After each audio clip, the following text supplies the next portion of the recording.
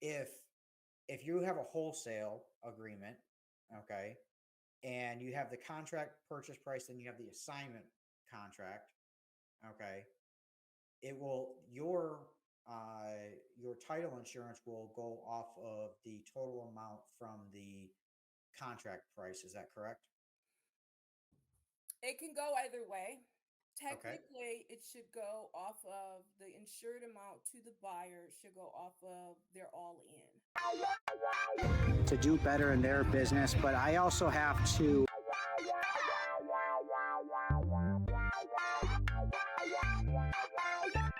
I don't know how to do it.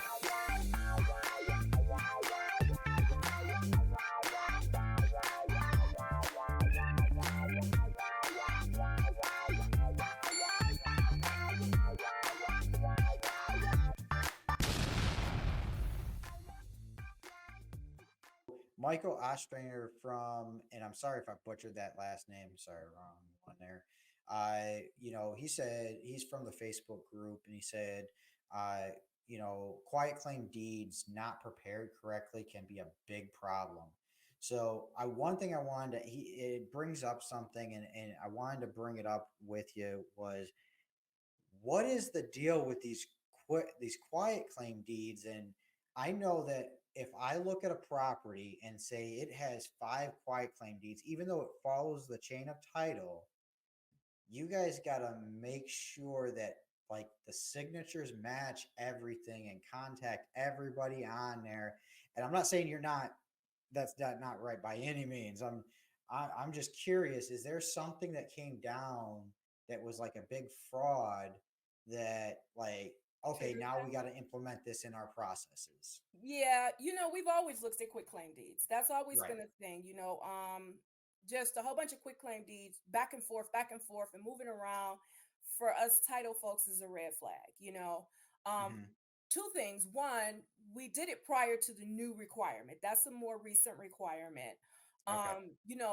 Initially we would just look at the quick claim deeds, and we would go back and look at other documents and compare signatures.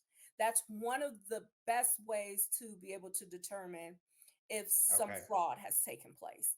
And again, it's just doing this for a long time and then having an eye for how same notary, same format. There's things that we Yep. look at that stands out.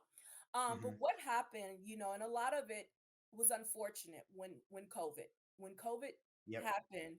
COVID turned our lives upside down, Hmm. and not having our financials, our documents in order for death and things like that, family members unexpectedly passing away, leaving Hmm. family members with property and no finances and needing to make moves, Yep. it created other ways of thinking. And then, of Okay. course, those that lay up at night and do the opposite of what we do and figure out ways to hit a lick, if you will. And Yep. with that, we saw more quick claim deeds. Um, Hmm. and it just changed. Quick claim deeds started turning into claims for us title people, because now you got folks that live out of state, you got folks that are in state watching certain houses, doing whatever they're doing with these deeds, and Yep. we're taking it for face value because that's what we had done for so many years going forward, unless those flags kind of popped out and we asked those questions, or we can kind of just know from looking at the chain. um Hmm. you calls 2-3 times a month. Hell, we got them. Hey, someone else signed that fraudulent deed. That I didn't sign my Yeah. deed over. So Right. claims from an underwriter perspective went up. And as you pointed Hmm. out early on, the whole purpose behind title insurance is to protect you from these type of things. So when all Yep. these claims and all these calls start coming in and all these fraudulent deeds start coming in, and we have our list that we track of the same names, the Yep. underwriters started saying, you got to start verifying the deeds. So anytime you get an influx of something that's a pattern, now Hmm. we have to take a step back. We got to slow the process down, and we got to add something else in there. We got to track down the notary. We got to track down the grantor. We need affidavits. And it's Yeah. because of that influx of fraudulent deeds that now turns into claims. And you think if you're doing a double close, a to B, B to C, which is a hint, a reason that we don't use C money to fund A is because they're separate transactions. We need to treat them separate for insurance purposes. And if you Yep. did do a double close and that fraudulent deed steered from that A to B, now Yep. you got two claims. Yeah. You know, so it kind of went from there. Where we used to do it all the time, we would look at certain deeds and ask certain questions, but it was something that we just did because we work a lot with the challenging Hmm. title, if you will. But Yeah. now almost all title companies, almost all, some don't, and it wavers on their underwriter or that company's business decision. But Hmm. almost all companies now are saying you got consecutive deeds with no title and no title company involved, Yep. no attorney involved, no dollar amount. Those are triggers of you need to do an extra layer of verification. And I'll be honest with you, we probably do 150, Yeah. I do 150 easy a month closing. We'll get about 250 orders. Okay. At least 20 of those are fallout when we start asking the questions about you need to put us in touch with the notary. You need to Yeah. put us in touch with the grantor. Crickets. We don't hear anything. Yeah. What's the reason behind it? I know it's painful and it's an extra day or two, or sometimes a lot of frustration because folks don't want to cooperate or they're like, I've already signed. Why are you bothering me? Type thing. But it's to protect the integrity of the title insurance and the pockets of the underwriters because that's one of the things that we're given insurance on. Right. So that, and it most definitely. So the thing is that I had, I, I have a story actually from, it was my fourth deal that I ever did. And I went with a different title company. Okay. And it was this guy, got the contract signed. I actually, you know what, he signed it in person, this and that. Um, you know, I did not know there was a fraud. It was a fraudulent, quiet claim deed, quick claim deed. Quick claim deed. And yeah, so it was a fraudulent one, but the title company closed on it. Title company went through it. We found out later after one of our buyers, they are going in there to try to start, they're going to start work on it. Yeah. They own the house, Yeah. they paid for it. Yeah. Well, somebody else is there saying that they own the Yep. house.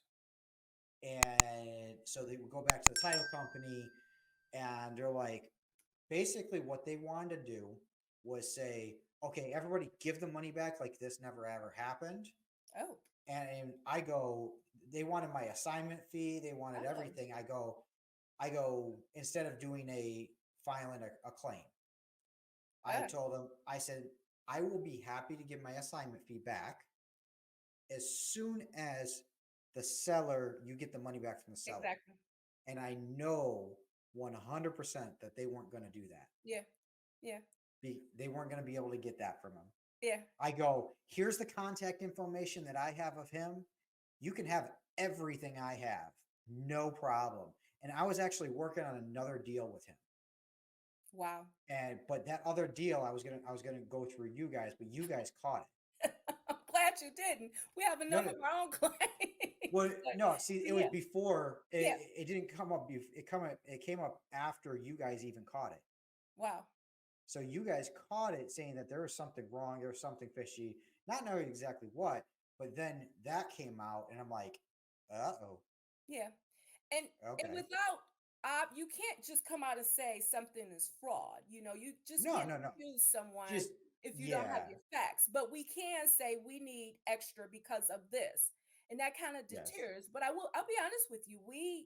That's why that process is in place because we got jammed up on a couple, and yep, but it's the integrity. If I'm preaching to you and I'm on here and I'm saying you get your title insurance, you do your homework.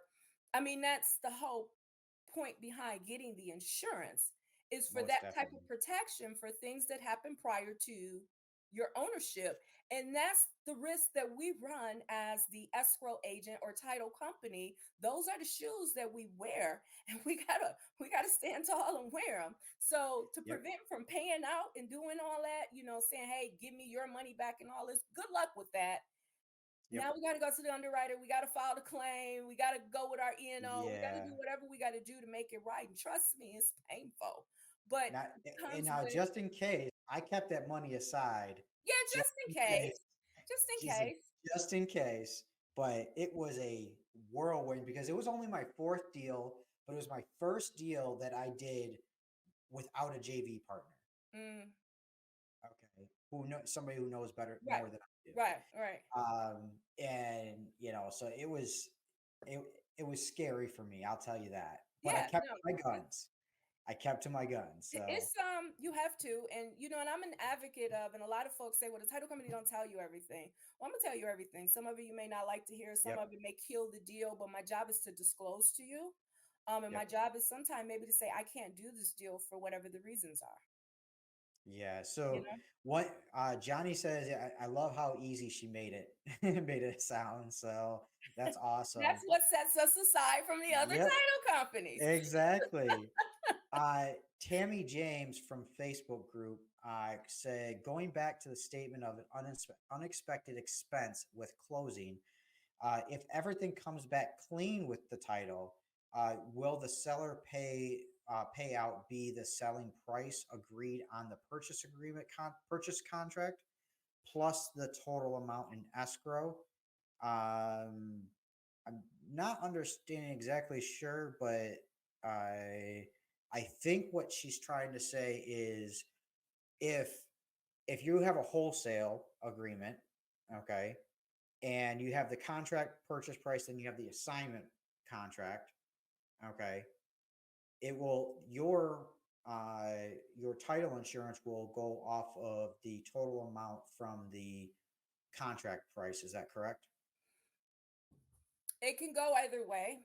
Okay. Technically, it should go off of the insured amount to the buyer, should go off of their all in.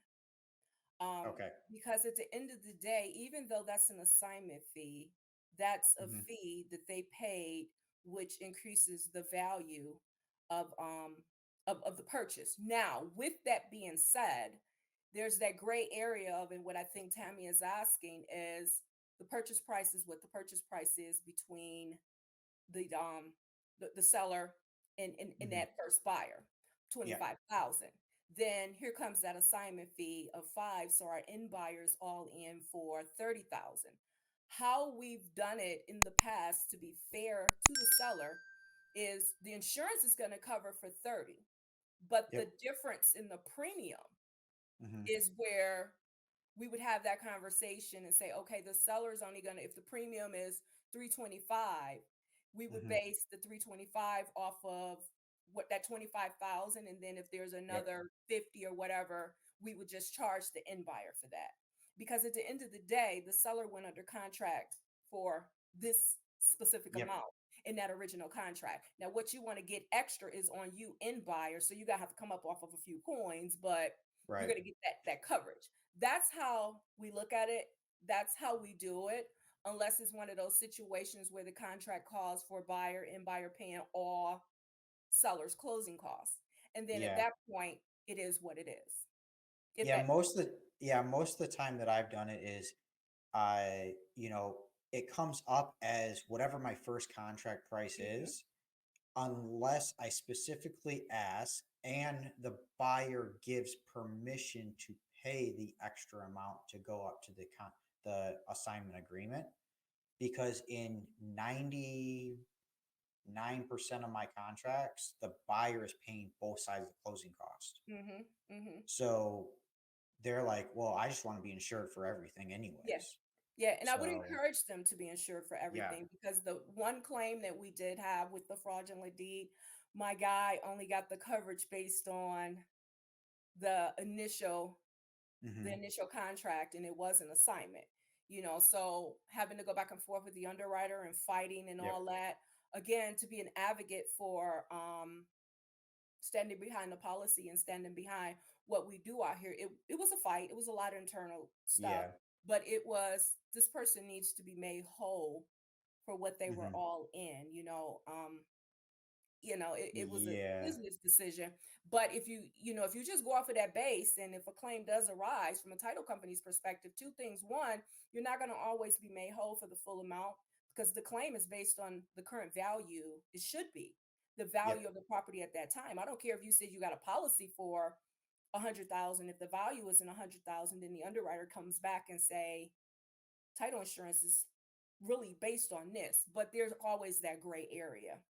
Yeah, That that we look fraud at. deed, that fraud, they were only insured for the original contract price. Yeah, Our assignment fee was not part of that. After that deal, that's when I started asking to yeah, go higher. yeah, But I yeah. made sure it was okay with the buyer too. But Yeah, for yeah. sure. Or educate Uh your buyer, because some buyers just yes. don't know. And the more you Yep. educate them and the more tools that you give them to protect them and to be successful, the more they're going to come back and be like, hey, I want to buy from you and I want to use your title company or whatever. Yeah. So, So Tammy came back, said, "Okay, that's what I thought. I wanted to confirm. Thank you." So that's what she was asking. Now, another thing that I do is, like, ever since the early on when we brought up water bills, and we brought up blight tickets, things like that. Ever since I got reamed on one of my properties, that on blight tickets and water bills, uh I make sure I have that conversation with every single seller, no matter what, before we even go under contract, good for and you. say, hey, I don't know, this is based on what I can see, but if something else comes up, there's only three. I tell them there's only three things that you're going to be taking out of your end, because we'll pay all the closing costs. I go, any blight tickets, uh, any water bill, and up to date taxes, and maybe a fourth thing, which is any liens, but they should Uh, already know that. So, right. but that's really it. I say the number I give to you is what you'll be walking away with, minus those things. Good for You you. know, I so wish because more I've had did those that. issues, every single property that I've gone through, I've learned something new, and I've had to Yes. bring something else up. Yes, So yes, yes, yeah, yes. That's really good, because I mean, and as you know, and we've worked together, because that some of that information you can get yourself, and you should be getting yourself as a wholesaler before you even yep, go to title. I mean, you can go to the Wayne County site and get the taxes. You can go to the city site and get the city taxes. You can go to the city of Detroit if it's blights and get the blights and kind of hash all that stuff out. the Um, hardest thing is the water bill. the water bills are tricky. I mean, Yeah, you said it and I kind of cringed, like, oh, is this call almost over? But the water bills, with the way that they do it now, is yep, it's unique, if you will. I like to use the soft words. right.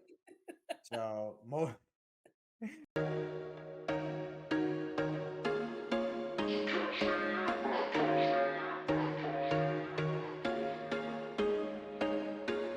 There was once a day that I would pray for you. I'd go and misbehave just so you'd notice too. Sneaking looks up and down from across the room. And damn, what a hell of a view.